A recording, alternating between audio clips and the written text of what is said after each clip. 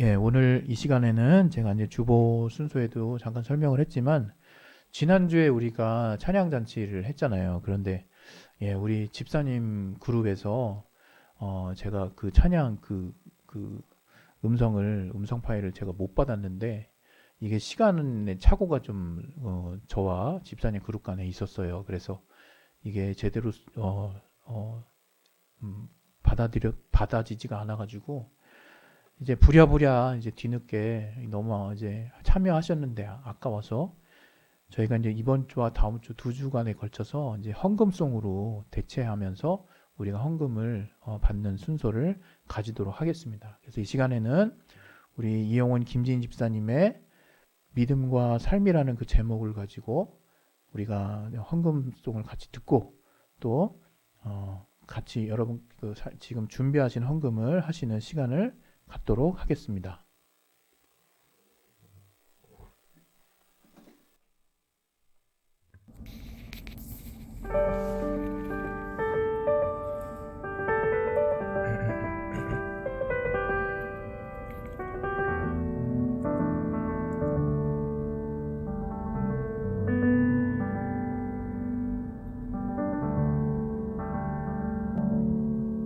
믿음과 삶을 살아내는 실력이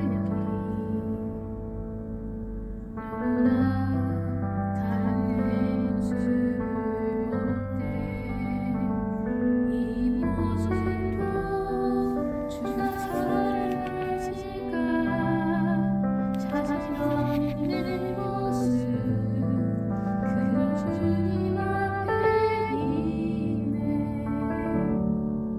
나 같은 자도 사랑하여 주시고 한 번도 나를 떠나지 않으셨네. 아픔 속에 주를 찾게 여긴 날 꾸짖지 않으시고 내 손 잡아주시네. 오직 주님 안에 두려움 없네. 고난을 통해 날 만드심을 믿네. 주님만이 내 모든 것 되시네. 주의 강한 손 날 붙드시네. 오직 주님 안에 소망이 있네. 내 삶을 통해 영광 받으신 주님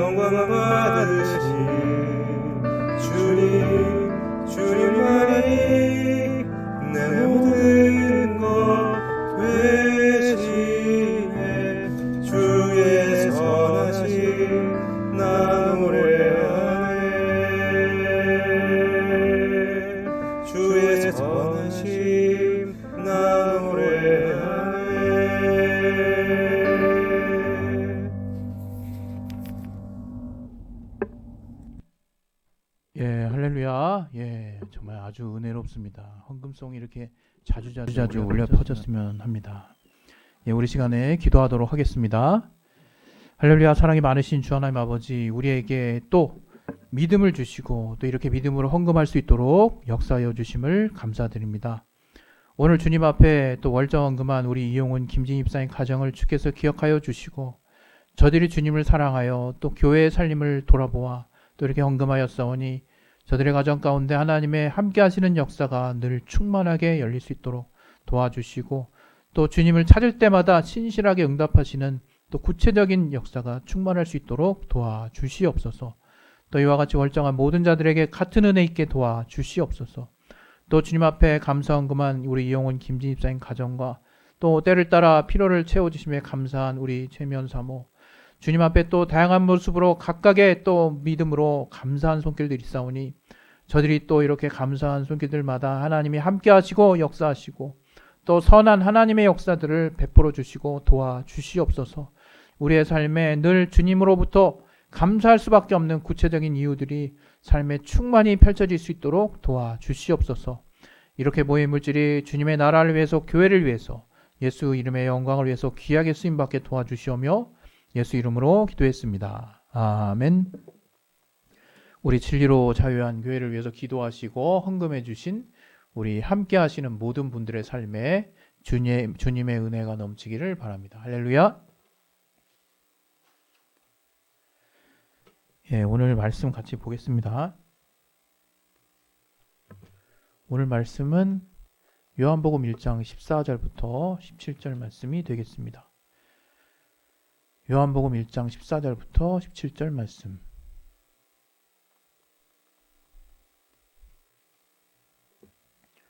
예, 다 같이 우리 합독하도록 하겠습니다.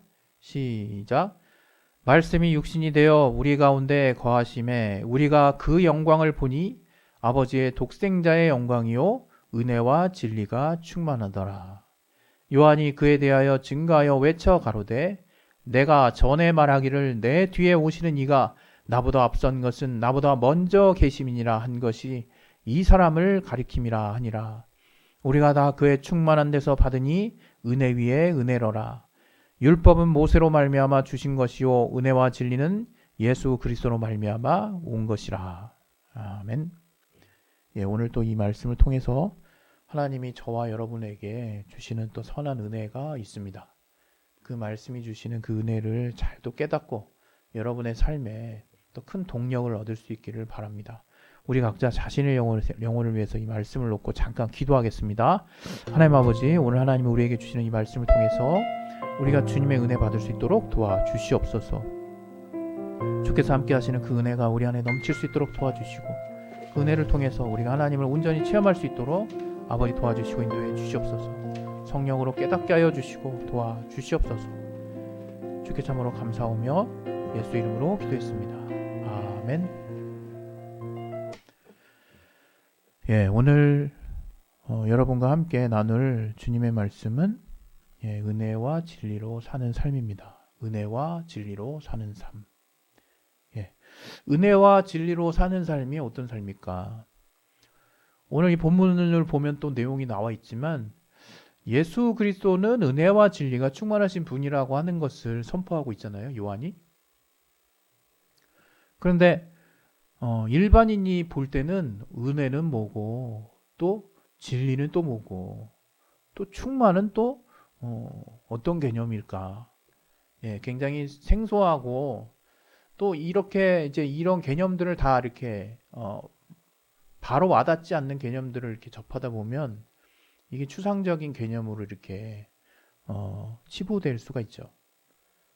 또 별로 이렇게 생각하고 싶지 않아질 수도 있고요. 그러나 이러한 오늘 이 대표 명제라고 할 수 있죠. 예수 그리스도는 은혜와 진리가 충만하신 분라고 할 때 이 대표 명제에 속하는 이 문장, 우리 그리스도인에게만큼은 이 문장이 사실 엄청나게 중요할 뿐만 아니라 기독교의 핵심 가치를 관통하는 말씀이 아닌가 싶습니다.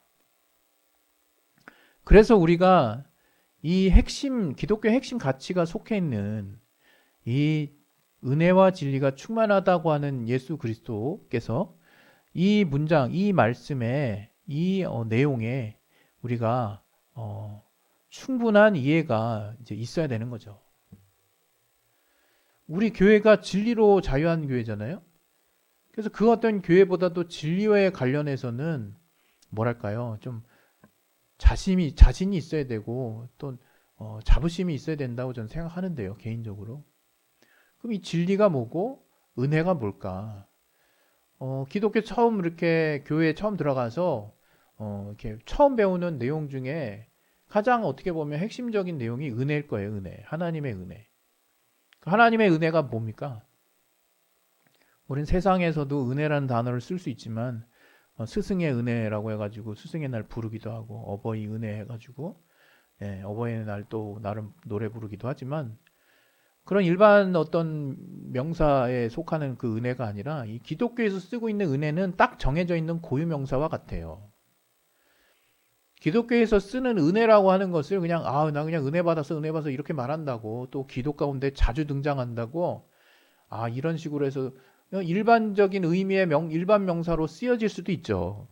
그러나 우리가 일반적으로 기독교에서 말하는 은혜를 논할 때는 바로 하나님의 아들, 하나님의 독생자 예수 그리스도의 십자가의 보혈의 공로와 그 은혜, 그에 따른 우리 인간의 속죄와 구원의 사건을 말하는 거예요. 그래서 우리가 은혜 받았다. 어떤 면에서는 약간 좀 뭐랄까요, 좀 틀릴 수 있는 표현일 수도 있는데요. 우리가 그냥 별 생각 없이 그냥 은혜 받았다 이렇게 표현하니까 그냥 받아들여질 수는 있는 거죠. 그리고 그걸 뭐 굳이 이렇게 막 성경의 어떤 말씀을 들이대 가지고 따지려고 하는 사람도 없고요. 그러나 은혜는 이미 우리에게 주어졌습니다.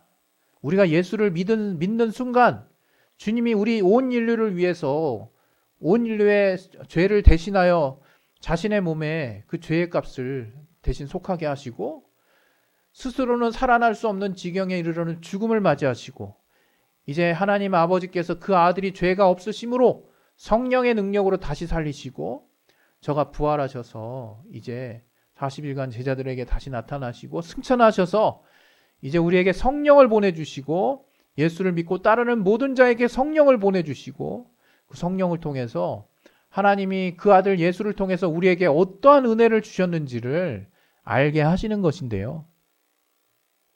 그게 기독교가 말하는 복음이기도 하고요. 복된 소식. 이 복음은 바로 하나님의 아들 예수 그리스도의 십자가 보혈의 공로를 말하는 거예요. 그것을 통해서 우리가 우리의 죄의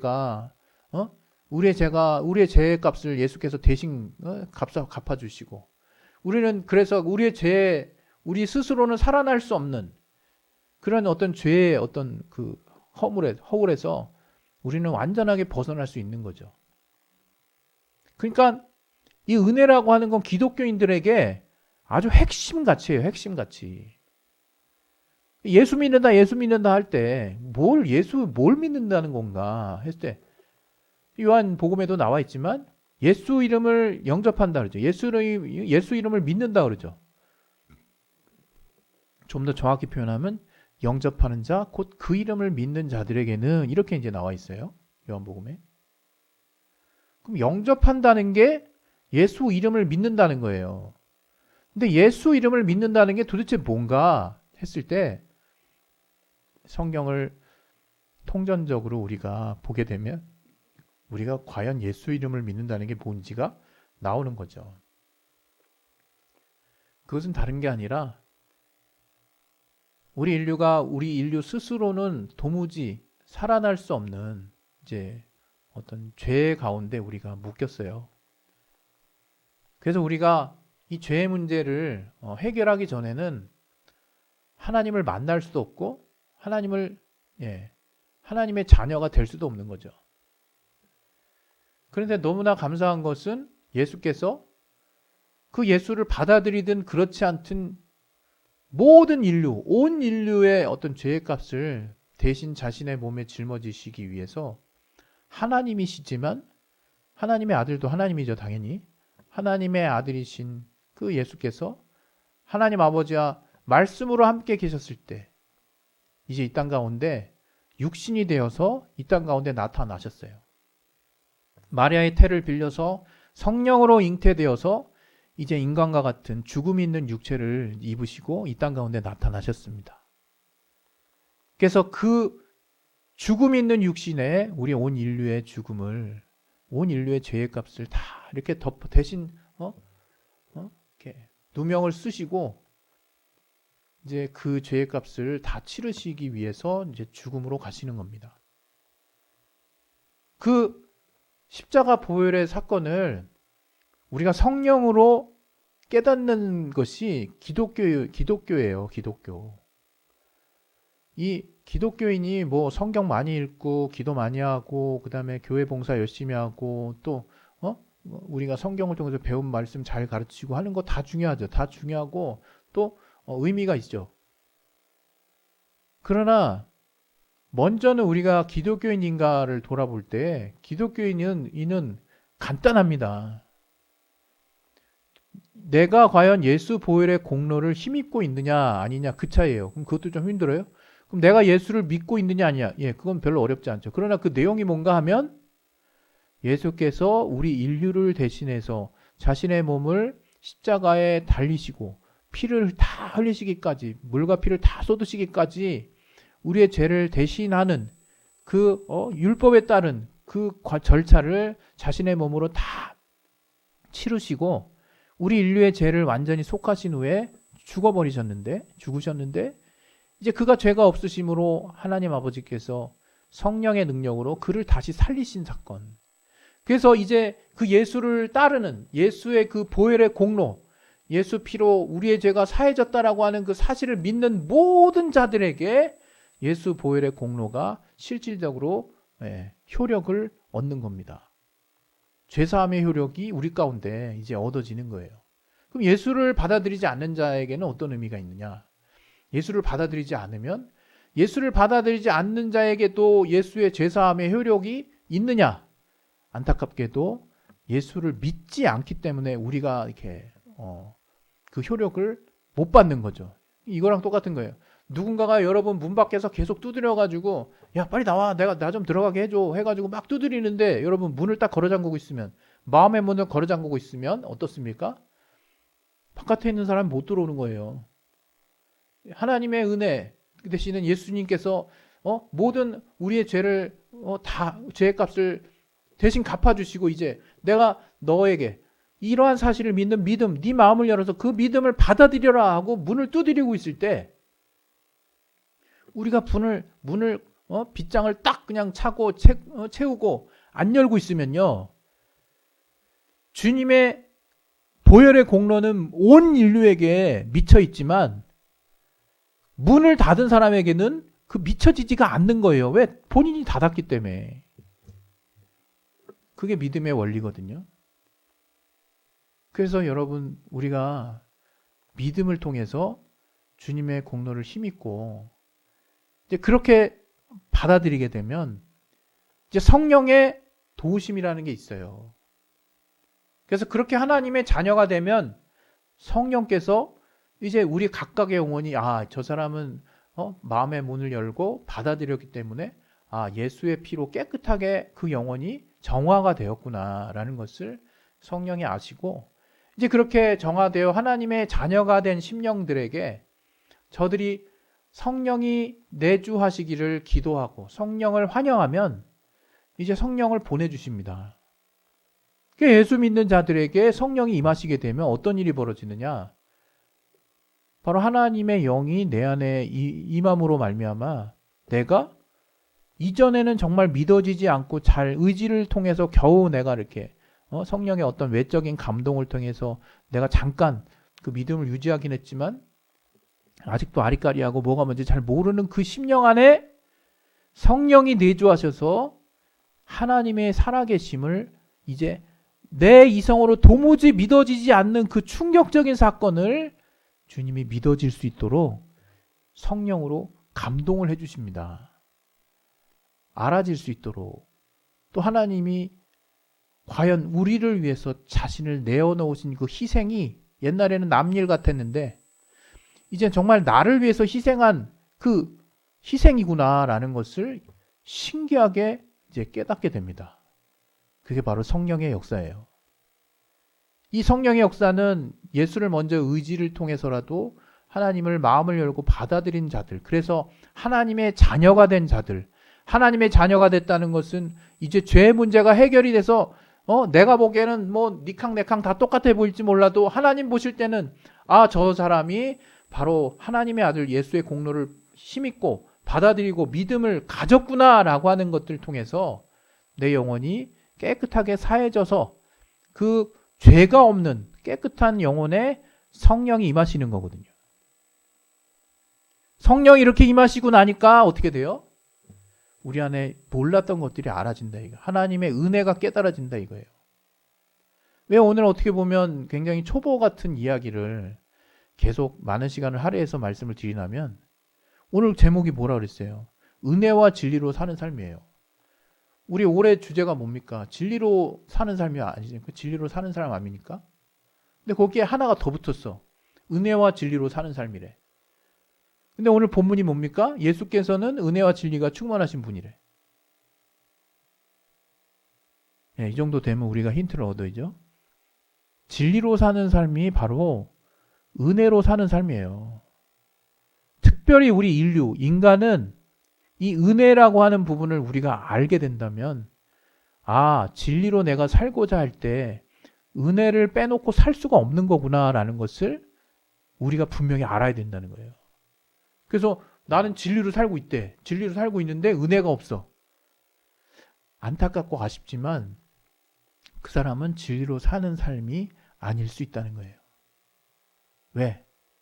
바로 은혜가 진리 안에서도 가장 우리 인류가 가장 처음에 맞닥뜨리게 되는 진리의 내용이기 때문에 그래요. 바로 이 진리 안에 바로 이 은혜의 사건, 우리는 복음이라고도 얘기하는 이 은혜의 사건이 들어있는 것이고, 이 은혜는 오직 예수께서만이 하실 수 있는 일인 거죠. 그래서 하나님 아버지께서 우리를 사랑하신다라고 하는 그 사랑의 구체적인 표현, 또 우리를 어떻게 사랑하셨는지를 그가 직접 그 아들 예수를 통해서 보여주신 것인데, 그가 이렇게 우리에게 이미 수천 년 전부터 이 보혈의 공로에 대한 희미한 복음의 계시를 우리에게 주셨어요. 짐승의 피를 흘리게 해가지고 누군가가 대신 살아날 수 있다는 것을 율법에서도 계속 우리에게 알려주셨거든요. 그래서 이제 영원한 피가 필요한, 그 영원한 피라고 하는 것은 우리 인류, 죄가 있는 인류는 영원한 피가 될 수도 없거니와 영원하지도 않죠.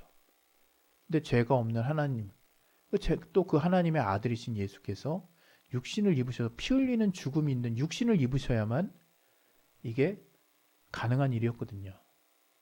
그래서 이 은혜라고 하는 거는 기독교에서 예수 보혈의 사건을 통해서 죄사함을 얻는 거, 그걸 우리는 은혜라고 얘기하는 거예요. 그냥 아무거나 다 그냥 은혜 받았다 사실 하는 게 아니라 예수 보혈의 공로를 통해서 우리가 하나님의 자녀가 된 사건, 우리가 죄 없이 함을 받고 대신 대속의 은혜, 대신 빚값을 대신 대속이 뭡니까? 대속의 은혜 하잖아요. 대신 빚값을 속자예요. 대신 빚갚음을 우리가 받은 거예요.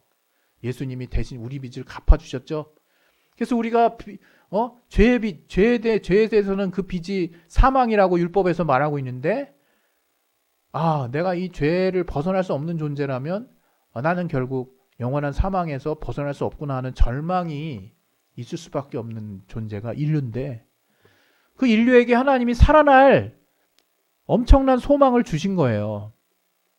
그리고 이제 그 주님이 이미 이뤄놓으신 그 생명의 대속의 은혜를 받아들이는 자들이 바로 기독교인인 거예요. 그러니까 여러분이 신앙생활 할 때 때로는 우리가 좀 시험 들 수 있고 뭐 말씀 덜 읽을 수 있고 또 막 여러 가지 또 뭐 교회 생활 덜 할 수 있고 뭐 이렇게 기복이 있을 수 있어요. 그러나 딱 한 가지는 제가 여러분에게 절대적으로 분부하고 부탁드리고 싶은 거예요. 여러분 믿음, 제가 항상 얘기하죠. 사람이 볼 수 없습니다. 여러분 내면의 그 믿음의 중심 하나님만 보세요. 여러분 정말 우리가 기독교인, 우리가 그리스도인이라면 이거 하나는 분명하게 여러분이 여러분 안에 장착하셔야 된다는 거예요. 뭐? 하나님의 은혜가 뭐예요? 예수 그리스도에게. 그럼 예수 그리스도가 뭐 어쨌다는 거냐라고 얘기하신다면 여러분 당당하게 예수 그리스도께서 말씀이 육신이 되어 우리 가운데 오신 그 예수 그리스도께서 인류의 죄를 대속하고자 자신의 몸을 피 흘리는 죽음이 있는 육신으로 이 땅 가운데 나타나셔서 십자가에 자신을 다 내어놓으시고 피를 흘리셔서 이제 율법에서 말하는 바 짐승의 피가 누군가의 죄를 사할 수 있다라는 그 어떤 원리에 쭉 희미한 계시를 따라 우리가 그 예수를 보니까 이제 영원한 하나님의 영원한 어린 양이다 이거예요. 우리의 모든 죄를 완전하게 속죄할 수 있는 영원한 보혈의 피라 이거예요. 영원한 보혈이라 이거예요. 그 피를 흘리시고 이제 인류를 대속하셨는데 이제 우리에게 주님께서 주문하시는 겁니다. 내가 이렇게 너희를 위해서 흘린 그 피의 사건을 너희가 받아들이느냐? 그게 예수 이름을 믿는다는 의미예요. 예수 보혈의 공로를 힘입고 예수 보혈의 공로를 인정한다는 것이 바로 예수를 믿는다는 거고 그게 예수 이름을 믿는다는 것이고 그게 영접한다는 거예요. 과연 그래서 그 하나님의 은혜가 이렇게 죄 없이 함을 받은 자녀가 된 우리의 심령에 깨달아질 수 있도록 성령이 우리 가운데 임하실 수 있도록 여러분이 믿음을 확실하게 관리하고 있나 이거예요. 최소한 성령이 여러분을 감동해 주실 수 있는 상태까지는 만들어야 될 거 아니에요. 이렇게 하나님이 우리 가운데 역사하셔서 그 은혜를 알게 하실 수 있도록 그렇게 하는 그런 자녀의 삶이 바로 은혜 받는 삶이에요. 바로 은혜로 사는 삶이에요. 근데 이 은혜는 어디에 속했다? 영원히 변치 않은 참이 되시는 하나님의 입으로 하신 그 말씀을 예수께서 하나님과 함께 계셨을 때 아버지와 함께 계셨을 때 늘 함께 들었던 그 말씀을 이제 그 약속을 이제 우리 가운데 가장 어떻게 보면 충격적이고 가장 강력하게 그 약속을 주님께서 이루신 성취하신 사건이 예수 보혈의 은혜라 이거예요. 그 은혜는 진리 안에 속해 있는 거예요. 오직 예수만이 하실 수 있는 일이요. 그래서 예수는 진리 되세요. 예수는 하나님의 아버지와 함께 계셨을 때 그에게 직접 들으신 말씀을 우리에게 선포하시고 그 말씀만 순종하시다. 우리에게 본을 보이시다 가신 다시 하늘로 올라가신 분이세요. 정리합니다, 여러분. 여러분 진리로 사는 삶 복잡하게 생각하지 마세요. 그건 하나님 아버지의 말씀대로 사는 삶이고요. 그 하나님의 아버지의 말씀이 뭐냐? 예수 그리스도께서 그 아버지의 말씀을 친히 들으셨던 함께 하셨을 때부터 늘 함께 하셨던 그 말씀. 그래서 예수께서 그 아버지의 말씀대로 이 땅에 나타나셔서 많은 제자들과 많은 사람들에게 보였고요. 이제 주께서 말씀하시는 그 삶이 진리로 사는 삶이에요. 근데 그러한 예수께서 이제 우리 온 인류를 위해서 자신의 대속의 피를 흘리시고 우리에게 복음, 이제 십자가 보혈의 그 은혜를 우리에게 보여주신 겁니다. 우리에게 보내주신 거예요. 우리에게 주신 겁니다. 우리는 그 은혜를 성령으로 깨달아야 될 사실은 책임, 의무가 있는 거예요. 하나님의 자녀라면. 여러분이 오늘 이 시간 이후부터 나는 은혜 받았다. 예, 물론 틀린 말은 아니지만 이미 은혜는 여러분 안에 있습니다. 차라리 은혜를 성령으로 더 분명하게, 더 확실하게 깨달을 수 있도록 도와주세요. 이렇게 기도하셨으면 좋겠어요. 그래서 진리로 사는 삶은 곧 은혜로 사는 삶이요. 예수께서는 그 은혜와 진리가 충만하신 분이십니다.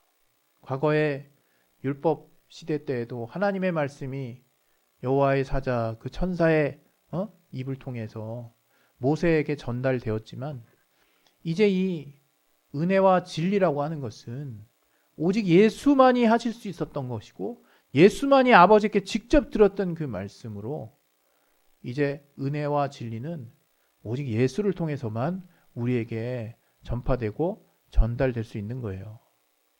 같은 하나님의 말씀이라도 과연 우리가 하나도 왜곡함이 없이 완전하게 그 하나님의 그 아들의 그 복음의 은혜 안에서 우리가 하나님의 말씀을 받아들여야 우리는 용서가 있고 구원이 있는 것입니다. 우리 시간에 이제 이 은혜와 진리로 사는 삶을 놓고 잠깐 기도하도록 하겠습니다. 하나님 아버지, 은혜와 진리로 사는 삶이 무엇인지를 우리에게 또 성령을 통해